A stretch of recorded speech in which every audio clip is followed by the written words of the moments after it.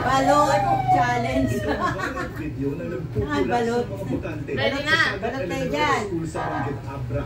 Dahil sa kanilang kakabukas pa lang yan ng botohan alas 7 ng umaga. Super mama, buhay na. Si ano naman, si Marimili naman yung kumain.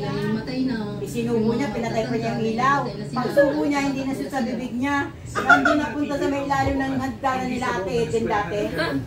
Habol pa rin niya eh. Nasa 200 metro Marimili.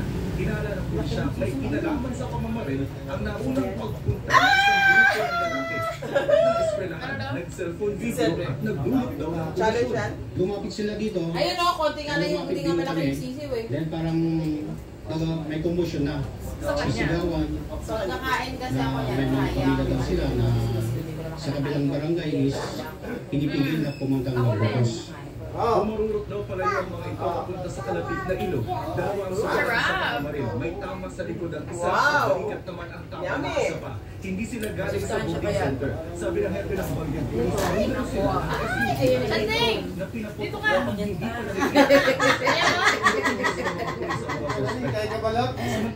Ayan, nandun yan sa may rice cooker. Oo ba nun?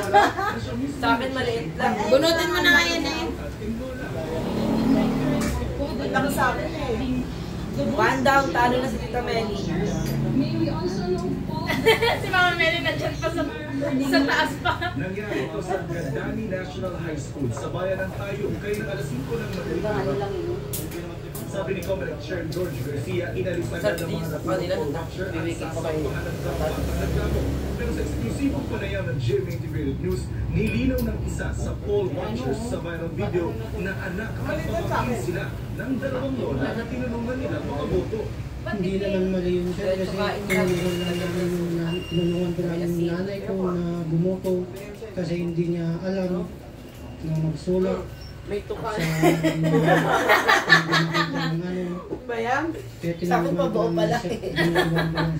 Yung kasama ko kanina sir na Sabi nga, challenge. Kasi Challenge ano naman, dilaw. Hindi siya pero hindi Ikaw kaya ano yung ano yung word? Wala pa po pala. Yung botante mismo nagsabi sa kanya na tulungan siya na iboto. Hindi humarap sa camera pero sabi ni Chair ng electoral board doon kung pirmadong poll watchers ang dalawang lola.